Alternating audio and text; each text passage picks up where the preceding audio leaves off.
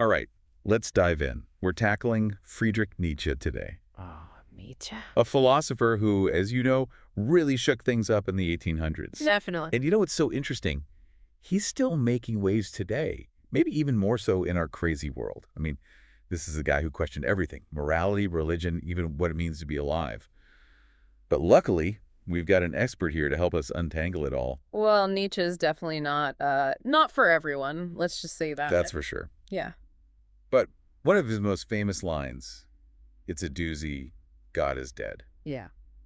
I mean, how do you even begin to unpack that? It's definitely a head scratcher and probably one of his most misunderstood ideas. I can imagine. I mean, Nietzsche wasn't literally saying there was, some deity up there who suddenly kicked the bucket. It's more about the way humans see the world. He saw that traditional religious beliefs were losing their power. And the moral systems built on those beliefs, well, they were starting to crumble too. So it's less about God and more about what happens when those beliefs stop shaping society. Exactly. It's like the rug's being pulled out from under us. What happens when there's no one right way to live? How do we make sense of things? Find values when the old rules no longer apply. I can see how that could be both, like terrifying and totally freeing all at once. Depends on, I guess, where you're coming from. What about you? Does this resonate with you at all? Well, it's a question that's, I think, more relevant than ever. We live in a world where there are so many different beliefs and values. Nietzsche's Death of God throws the question back at us, what do you believe in? Where do your values come from? Yeah. It's like he's saying, don't just accept what you've been told. Really figure out if you're living by your own principles or just, I don't know, something you inherited. Right. And that really resonates with a lot of what we see happening in the world today, right? Absolutely. I mean, think about it. The rise of individualism, questioning authority, challenging institutions. Nietzsche's ideas are woven into the fabric of modern thought, whether we realize it or not. Yeah. Wow. Okay. So we've got God is dead as a big one. A big one, yeah. What else is core to Nietzsche's philosophy? Well, you can't talk about Nietzsche without talking about the will to power. Will to power. You know, when I hear that, I picture someone who's, I don't know, ruthless. Yeah. They want to dominate everyone else. Was that what Nietzsche was all about? I can see why you'd think that. Yeah. It does get misinterpreted that way. But for Nietzsche, it's a lot more, well, complex. He saw this will to power as something that drives all of us.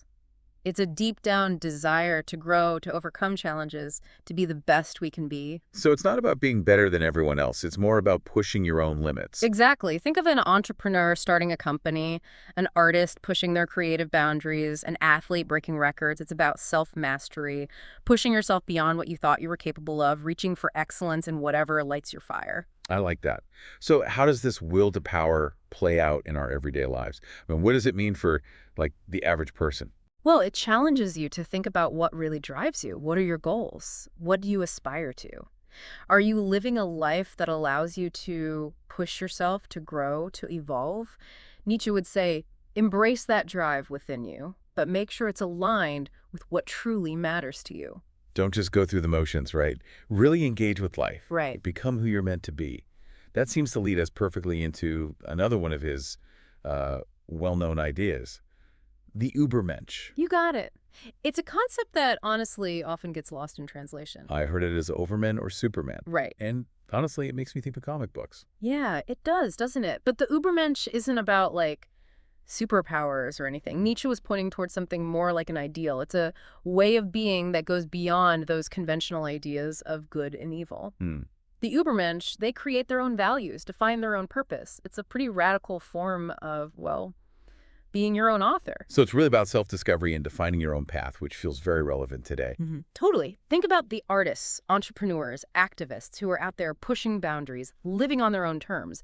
They might not use the word Übermensch, but they embody that spirit of self-creation and innovation that Nietzsche was talking about. It's about that inner journey, right? Not about status or position, but about defining yourself and your own values. Exactly. And it makes you wonder, is this something we can all strive for? What would it look like for you, for anyone, to embrace this Nietzschean ideal? Is it even possible or even desirable in our world today? Those are some heavy questions. We've covered a lot. The death of God, the will to power, this whole Übermensch idea. and it feels like we're just scratching the surface. No, we've only just begun. Nietzsche had so many thought-provoking ideas. Have you ever thought about what it would be like to relive your life exactly as it is, forever? Whoa. Okay, now that's a thought. Maybe we should unpack that one in part 2 of our deep dive. Ready to tackle another one of Nietzsche's challenging ideas? Hit me with it. After that last one, I think I can handle anything. All right, let's talk about eternal recurrence. What if you had to live your life exactly as it is, with all the good stuff and all the bad stuff over and over again, forever? Okay, yeah, that's definitely a mind bender. It's like Groundhog Day, you know. So instead of just one day on repeat, it's your whole life. Exactly. It's more of a thought experiment than, an actual reality. But it really makes you think about how you're living right now. Would you be happy with an endless replay? Or would that thought kind of freak you out? I think for most people, it'd be a little bit of both. Right. Probably. But I can see how it forces you to confront those big questions. Like, how are you actually spending your time? Are the choices you're making leading you where you want to go? And ultimately, are you living a life that you'd even want to repeat? That's the core of it. If you knew you'd relive every decision, every high, every heartbreak over and over, would you change anything? Would you be, I don't know, bolder, more present? It definitely makes you think about where you're putting your energy, that's for sure. Like, am I pursuing things I'm passionate about? Am I nurturing my relationships? This idea really puts things into perspective. It does, and that was Nietzsche's point. He wanted us to, really confront the weight of our choices and to make sure those choices were in line with, our deepest values. What about you? How does this whole idea make you feel? Honestly, a little terrified, Yeah. to be honest. Yeah. But also, I don't know, kind of fired up. Like, maybe I should take more risks or, I don't know, spend less time on things that don't matter as much. It's a powerful tool for self-reflection. It really pushes us to think about, are we living authentically? Can we find meaning in this moment right now? Because this moment, as it is, could be forever. Wow. So is this idea meant to scare us into changing our lives?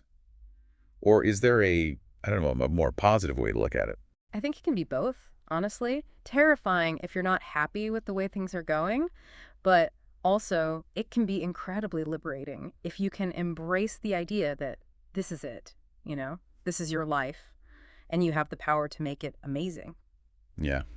That takes a certain amount of courage, doesn't it, to accept everything, the good and the bad, as part of the journey. Absolutely. And that's where Nietzsche's idea of amor fati comes in. It means love of fate. Love of fate. Interesting. It's not just accepting what life throws at you. It's about embracing it all, even the tough stuff. Even like the heartbreaks, the failures, the stuff that makes you want to just, hide from the world. How can you love that? Well, Nietzsche believed that those challenges, those difficult experiences, they're what shape us. They make us who we are. To love your fate is to love every part of your life, the light and the shadow, because it's all part of the journey. It's a powerful idea.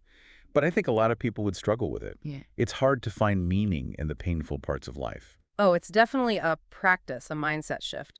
But Nietzsche believed it's the path to real freedom and fulfillment. Imagine if we could truly see every experience, even the tough ones, as a necessary part of, the beautiful complexity of life. It's like looking at a tapestry. You know? You need all those threads, even the dark ones, to create the full picture. Exactly. And when we can embrace that, that totality, we move closer to that Nietzschean ideal of amor fati, loving our fate, even with all of its, imperfections. So how do we actually cultivate this amor fati? Where do we even begin? It starts with awareness. Pay attention to how you react to challenges, What kind of stories are you telling yourself about your experiences? Are you framing them as setbacks or as opportunities for growth? Can you see them as threads in that tapestry of your life, even if you don't understand the pattern yet? It sounds like it's about shifting your perspective. Not denying the pain, but trying to find the meaning in it. But isn't that easier said than done? Oh, absolutely. It takes practice. It's a lifelong journey, not a destination. You'll have moments of doubt, moments when you question everything. But those are part of the process, too. It's all part of the tapestry, as we said. Exactly. And by embracing that, that totality, we move closer to that Nietzschean ideal of amor fati. I'm starting to see how this whole amor fati thing connects back to eternal recurrence. Yeah.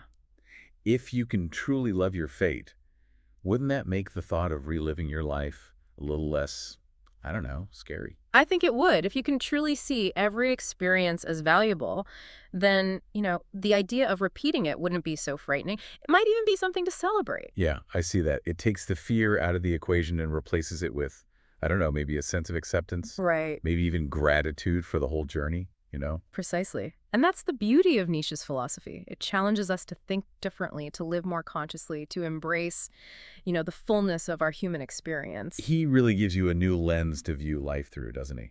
He does, and that's why, his work is still so relevant today. He grapples with those fundamental questions of what it means to be human, to live meaningful life, to find our place in this world. We've covered so much in this deep dive already. The death of God, the will to power, the Übermensch, eternal recurrence, amor fati. Is there anything else we should explore before we wrap things up? You know what? There is one more concept that I think is really relevant to our world today. It's Nietzsche's critique of morality. Okay, a critique of morality. Yeah. So did Nietzsche think we should all just, abandon being good people? It's not quite that simple. He wasn't against morality as a whole, but he was against what he called slave morality. Slave morality, what's that all about? It's a system of morality that, well, it puts emphasis on things like humility, obedience, self-sacrifice, turning the other cheek. Nietzsche thought this kind of morality was a tool, used by the weak to control the strong. So he's saying that values that we typically think of as good are actually a way to keep people down, keep them from being strong and powerful. That's definitely controversial. It is. He believed slave morality was born out of resentment.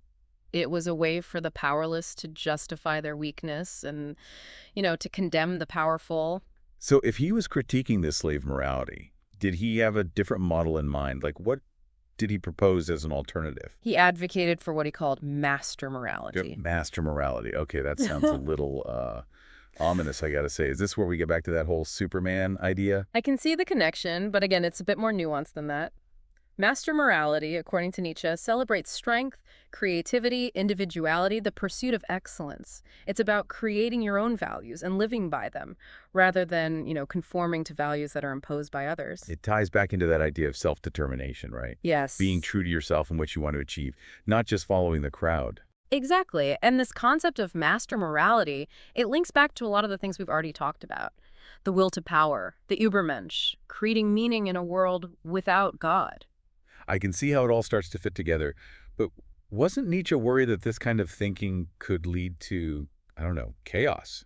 A world without any moral compass at all? He was aware of that risk, definitely. But he also believed that humanity was capable of more than just blindly following the rules, He imagined a new kind of morality, one based on individual strength, creativity, and, a love of life. So it's not a rejection of morality, but more like a reimagining of what morality could be. Exactly. And that's why Nietzsche is still so relevant today. He pushes us to question everything we think we know about good and evil, about right and wrong. He challenges us to really think about where our values come from and if they're truly serving us. It's like he's saying, don't just accept what you've been told. Really examine what you believe and why. Yes. And in a world where we're constantly bombarded with all these conflicting messages about what's right and what's wrong, that kind of critical thinking is more important than ever. Nietzsche may have been writing in the 19th century, but his ideas feel incredibly timely. Absolutely. He was such a visionary thinker. He really anticipated so many of the dilemmas that we're facing in the 21st century. So as we wrap up this part of our deep dive, what's the most important thing you think our listeners should take away from Nietzsche's critique of morality? I think the key takeaway is don't be afraid to question everything. Examine your beliefs, your values, your assumptions about the world. Embrace your individuality, your creativity, your will to power, and most importantly, live a life that you would choose to repeat, over and over again, forever. Wow, that's powerful. I have a feeling Nietzsche would approve. I think he would too. He always appreciated those who dared to, think for themselves. Well, we've explored a lot of Nietzsche's thought-provoking ideas today. I'm eager to hear your final thoughts on his lasting impact. I'd be happy to share them. Let's continue this conversation in the final part of our deep dive. Welcome back to our deep dive into the world of Friedrich Nietzsche. We've covered a lot of ground, haven't we? We have. From the death of God and the will to power to the Übermensch, eternal recurrence, and even amor fati. Nietzsche really makes you think about the world in a whole new way, doesn't he? He does. Some of his ideas might seem a little, out there at first, but There's something powerful about his message. Like, be true to yourself, create your own meaning, especially in a world that doesn't always give you easy answers. I agree completely. He had a way of, challenging our assumptions and making us think about how we're living our lives. So as we wrap up, I'm curious, what do you think is the biggest misconception people have about Nietzsche? What do people often get wrong about him? I think one of the biggest ones is that he was a nihilist, someone who believed life has no meaning, no values worth fighting for. I can see why people might think that, especially with that whole God is dead thing. It sounds pretty bleak. It does. But Nietzsche wasn't saying we should all just give up and embrace meaninglessness. He was actually really concerned with how we create meaning in a world without God. So it's not about saying nothing matters. It's about realizing that we get to decide what matters. Exactly. It's about recognizing that we're not bound by some, predetermined set of rules or some cosmic plan. We have the power and the responsibility to choose what matters to us, to shape our own lives, to strive for excellence in whatever we do. I like that. That's a much more empowering way to look at it than just assuming that, well, nothing matters. Right. And that message feels especially relevant today, don't you think? When so many people are feeling lost, uncertain about the future. Definitely. Nietzsche gives us a way to deal with that uncertainty, to find a sense of purpose, even when the world feels chaotic and overwhelming. It's about taking ownership, right? Yeah. Ownership of our choices, our values, our beliefs. Ultimately, ownership of our lives. Exactly. And that's what makes Nietzsche such a, challenging but ultimately rewarding thinker to engage with. He doesn't hand us the answers, but he gives us the tools to find our own. Well said.